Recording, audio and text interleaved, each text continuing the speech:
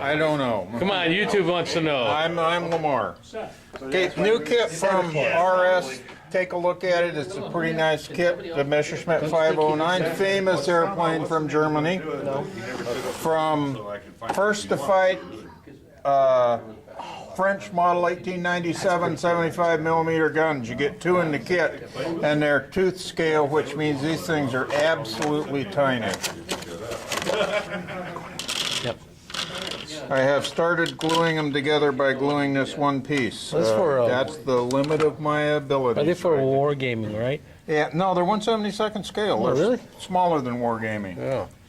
This is a new kit from Model Collect, which is a Chinese company that does some really strange things.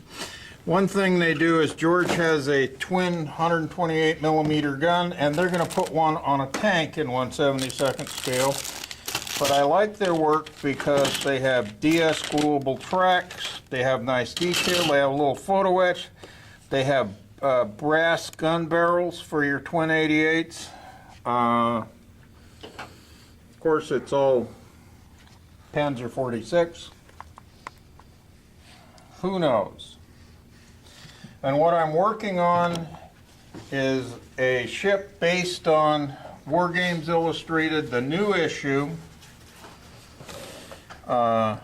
They have historical stuff besides War Games stuff, and this is how this guy built the masters for this kit, which is this ship in more or less accurate scale. The ship's 180 feet long, give or take a little bit.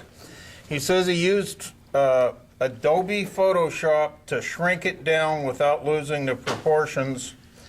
So I took this picture and doubled it twice. And that gave me this picture when I glued it all together.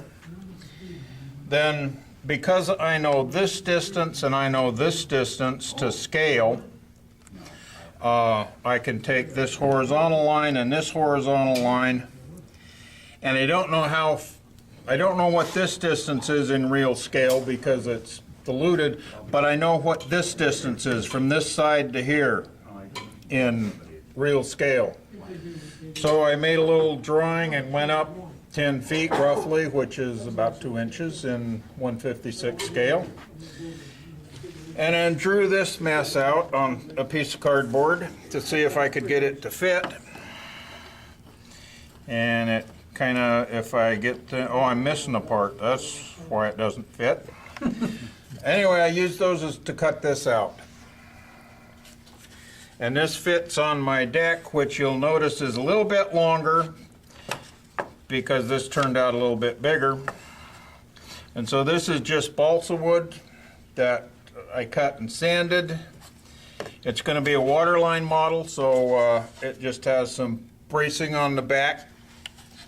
And I'm beginning to put the side on, so I little super glue to hold it down, drill a hole, stick just a plain old straight pin in that's countersunk, and then this will have armor over the top of it. And then this will get some plastic armor put on it that's about that scale.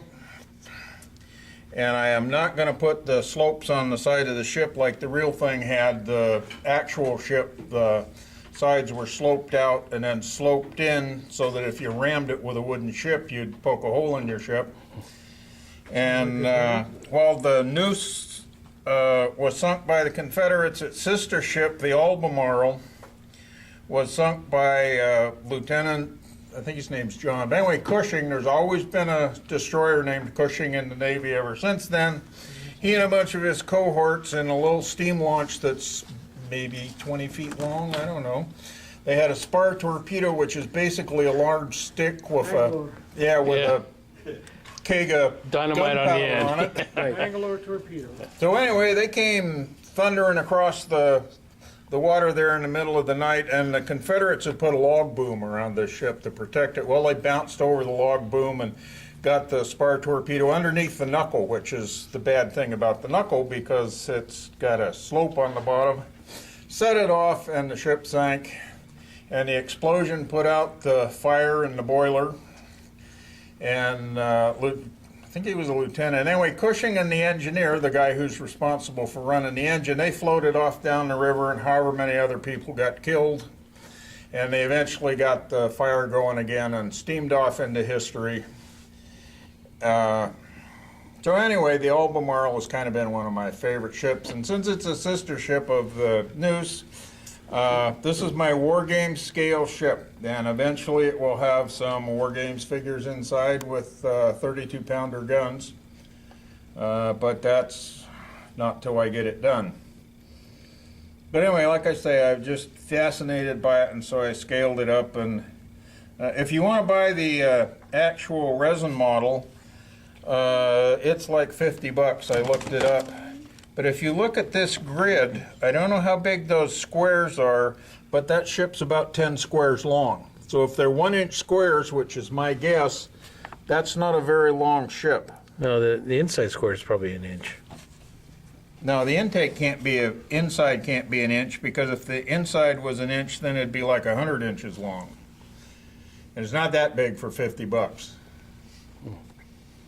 Surprised it's 10 inches long for $50. But on the It doesn't have the scale. they don't have any scale, but on the model ship, you can see how big the guys are inside, because the top comes off, so you can put your army inside and fight proper. But like I say, it's a War Games thing, and I have a USS Monitor that's powered by orcs. So this will go along with it nicely. Cool. So Imperial Guard's going to be on board this now? Huh? Imperial Guard's going to be on board? I haven't decided yet. If I put Imperial Guards on it, I can put really cool guns. Oh, and by the way, this magazine, besides having stuff on War Games, has some historical things. This particular issue has Richard the Lionhearted in it. And I found out that he rebelled against his father, the king. But his father, the king, eventually pardoned him. In his first major military action, he was 22, and he laid siege to a city in France, which the British claimed, the English claimed at the time. And the way he got the people out of the fortifications was he set the fields on fire. And so everybody that's a farmer came out to drive off the English and protect their fields, and while they were coming out the door, he was going in the gate. And so the battle was kind of right around the gates of the city. But that's all I got. You might want to consider Chinese clay soldiers for your army. Yeah, hey, Yeah. there's a possibility. Terracotta. Soldiers. Terracotta. I bought a terracotta soldier Yeah, I think when I it's was. Oh, 10,000. by the way, if Makes you the haven't been up painting to see easier. the terracotta soldiers, you ought to go see them. They're cool. Certainly makes the painting easier, right? Yeah, Yeah. if you go up and see the terracotta warriors, you can watch one of them being painted and unpainted, right there on the figure. Cool. Who's next?